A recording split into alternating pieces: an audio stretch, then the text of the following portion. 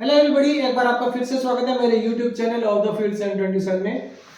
कल हम लोग मैच हार गए। बहुत अच्छा दुख तो हो रहा है, लेकिन इसके ऊपर कुछ पॉजिटिव चीज है जो मैं आप लोगों को अभी बताऊंगा। उससे पहले हम लोग बात कर लेते हैं।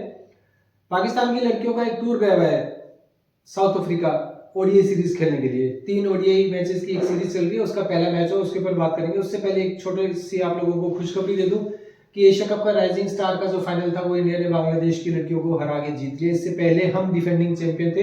इससे पिछली बार जो राइजिंग स्टार का कप हुआ था वो भी इंडिया की लड़कियों ने जीता था। चलो अब हम बात कर लेते हैं पाकिस्तान की लड़कियों के उस पहले ओडीआई के बारे में। बारिश की वजह से मैच 41 ओवर्स का कर दिया गया। साउथ अफ्रीका की लड़कियों ने 260 रन बनाए, 261 का टारगेट दिया। कैप्टन 43 रन बना के आउट हुई। उसके बाद में लूस जो उनकी एक बैटर है उसने 93 रन बनाए। अनफॉर्चुनेटली वो अपनी सेंचुरी पूरी नहीं कर पाई। ऐसा नहीं है कि वो आउट हो गई थी, लेकिन हाँ ओवर्स कम पड़ गए थे, वो सेंचुरी नहीं बना पाई अपनी। उसके बाद में जाफ्ता जिसने कि लास्ट ईयर जो वर्ल्ड कप हुआ था लड़कियों का उसमें उसने बहुत अच्छा प्रदर्शन किया था और अपने उसी परफॉर्मेंस को जारी रखते हुए उसने 57 रन बनाए। उसके बाद एक और इनकी प्लेयर है, मुझे उसका नाम याद नहीं आ रहा, उसने लगभग 31 रन की पारी खेली थी। यानी कि देखा जाए तो 3 बैटर्स ने अच्छा परफॉर्म किया। उसके बाद जब ये लोग चेस करने के लिए आए पाकिस्तान की लड़कियां, तो किसी को ये उम्मीद नहीं थी कि ये इतना अच्छा खेल पाएंगे, लेकिन हाँ उन्होंने अच्छा फाइट किया। उनका पहला विकेट गिरा 1 रन के ऊपर, दूसरा विकेट उनका 5 रन के ऊपर गया। लेकिन उसके बाद इनकी जो सिद्रा मीन जो कि इनकी मेन बैटर है, और उसके बाद एक आयशा जफर करके एक लड़की है, इन दोनों के बीच में 126 रन की पार्टनरशिप हुई, जो कि ऑस्ट्रेलिया साउथ अफ्रीका जैसी टीम के अगेंस्ट में अगर पाकिस्तान की लड़कियां इस तरीके से खेलती हैं। आप लोगों ने देखा होगा कि लास्ट ईयर जो वर्ल्ड कप हुआ था तो पाकिस्तान की लड़कियों की परफॉर्मेंस बहुत गंदी रही थी। उन्होंने अपने सारे मैचेस श्रीलंका में खेले थे, इंडिया की टीम को भी वहां जाके खेलना पड़ा था, लेकिन वो परफॉर्म अच्छा नहीं कर पाई थी।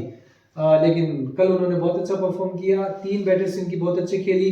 सिद्रा अमीन ने 68 रन बनाए। उसके बाद में जफर ने, जो आयशा जफर है, उसने 81 रन बनाए। और फिर लास्ट में एक और इनकी है आलिया करके एक लड़की है, उसने भी लगभग 37 या 35 रन के करीब कुछ बनाया। लेकिन ये 3 ही बैटर्स ने परफॉर्म किया। 8 बैटर्स इनकी ऐसी रही जो कि डबल डिजिट तक भी नहीं पहुंच गई, यानी कि वो 10 से नीचे नीचे रही। ये 3 का आंकड़ा मैं इसलिए आप लोगों को बताना चाहता हूँ कि आगे आने वाली जो मैं बताने वाला हूँ कि जो हमारा सुपर 8 का मैच होता है उसमें ये 3 का आंकड़ा बहुत कोरिलेट करूंगा इस चीज को। साउथ अफ्रीका की तरफ से 3 बैटर्स ने परफॉर्म किया।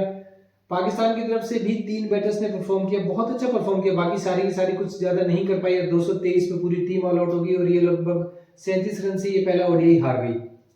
चलो ठीक है, ये लोगों की ओडीआई सीरीज है, इसके ऊपर हम लोगों ने बात कर ली। लेकिन ये 3 का जो आंकड़ा है ये किस तरीके से सुपर 8 में मैं लेके जाऊंगा वो आप देखो। जो पहला ओडीआई हुआ पाकिस्तान और साउथ अफ्रीका की लड़कियों के बीच में, उसमें साउथ अफ्रीका की तरफ से 3 बैटर्स ने परफॉर्म किया, पाकिस्तान की तरफ से भी 3 बैटर्स ने परफॉर्म किया। उसके बाद आ जाते हैं सुपर 8 का जो मैच हमारा कल साउथ अफ्रीका के साथ में हुआ था। भले हम लोग ये मैच हारे, इसमें बहुत सारी ऐसी नेगेटिव पॉइंट्स निकल के आएंगी जो हमें परेशान कर सकती है आने वाले मैचेस में। मैं आप लोगों को बताता हूँ। सबसे पहला बुरा काम तो यही हुआ था कि हम लोग टॉस हार गए, क्योंकि टॉस हारने के बाद में अगर कोई भी प्लेयर इस मैच में टॉस जीता है तो नॉर्मल सी बात है कोई भी टीम होगी वो पहले बैटिंग करना पसंद करेगी। साउथ अफ्रीका ने टॉस जीता, उसने इंडिया को बॉलिंग के लिए कहा कि आप लोग बॉलिंग करो, हम बैटिंग करेंगे। हमारी शुरुआत बहुत अच्छी रही थी बॉलिंग में, हम लोगों ने उनके 20 रन के ऊपर 3 विकेट भी आउट कर दिए थे।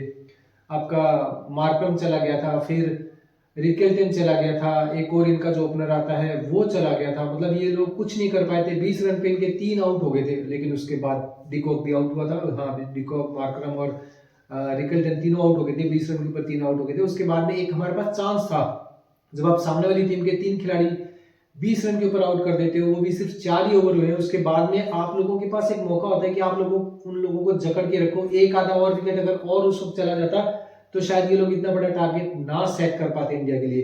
लेकिन उसके बाद में मिलर और आपका एक और इनका प्लेयर है ब्रेविस, इन दोनों ने मिलकर 97 रन की पार्टनरशिप करी। आप ये मान के चलो कि 6 ओवर में इनके 41 रन थे। उसके बाद में 7वें ओवर से लेकर 16वें ओवर तक इन्होंने 111 रन जोड़े दोनों ने मिलकर। बहुत बुरा परफॉर्म किया हमारे बॉलर्स ने। हार्दिक पांड्या ने 4 ओवर में 45 रन दिए। इसके बाद में शिवम दुबे ने 2 ओवर में 32 रन दिए। जो हमारा प्राइम स्पिनर है, जो कि T20 का नंबर 1 की रैंकिंग में बैठा वरुण चक्रवर्ती, उसने 4 ओवर में लगभग 40 प्लस रन दे दिए और उसको एक विकेट तक नहीं मिला। सिर्फ एक बुमराह ऐसा रहा जिसने 4 ओवर में सिर्फ 15 रन दिए और उसने 3 बैटर्स को आउट किया। उसके बाद में मिलर ने 63 रन बनाए।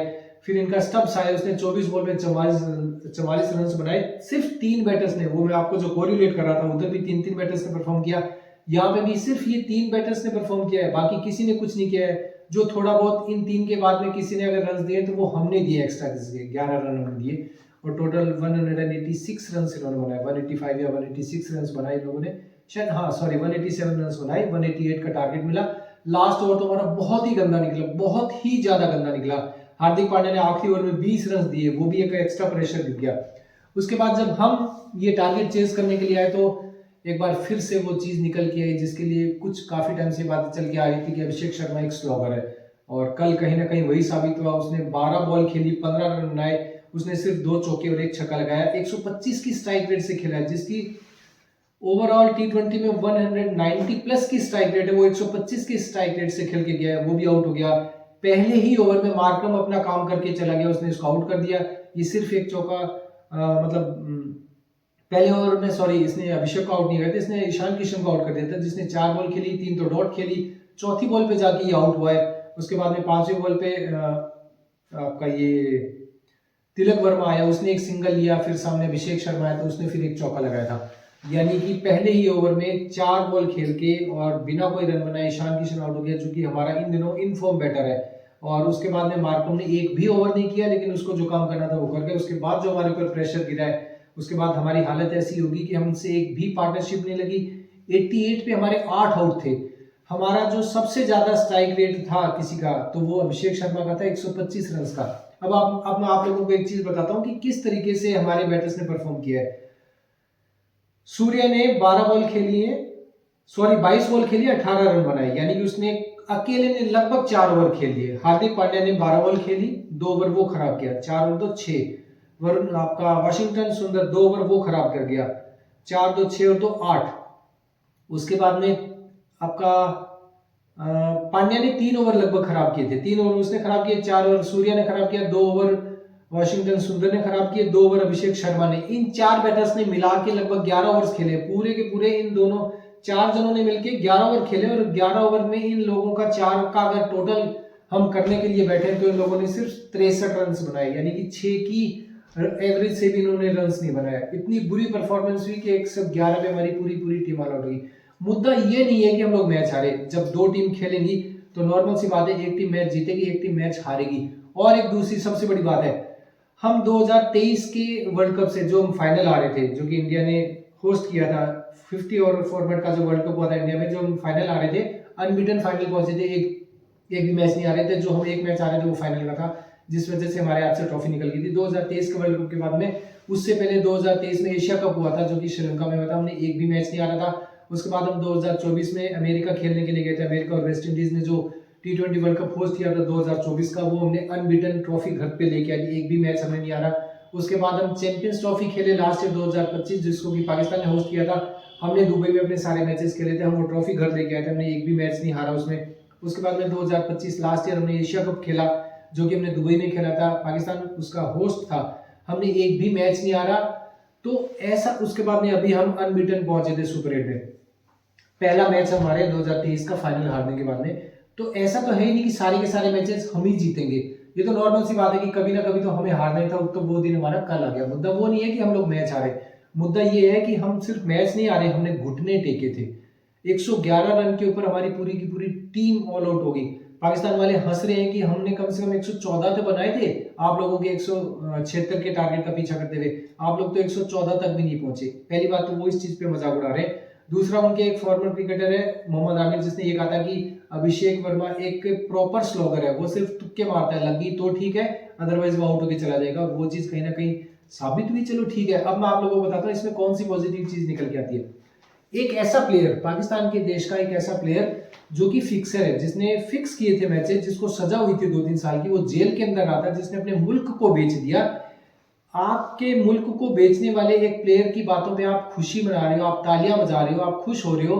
सबसे पहली बात तो हम लोग पाकिस्तान नहीं है, सीधी सिंपल सी बात बता देता हूँ, हम लोग इंडिया के रहने वाले हैं। हम किसी भी प्लेयर को मुल्क से बढ़ के नहीं मानते, हम किसी भी प्लेयर को देश से बढ़ के नहीं मानते। हमारे देश का कोई भी प्लेयर अगर हमारे मुल्क को बेचेगा, वो फिक्सिंग करेगा, उसके बाद अगर हो सकता है वो पाकिस्तान को 2 मैच हरा देगा, तो हमें खुशी नहीं होने वाली।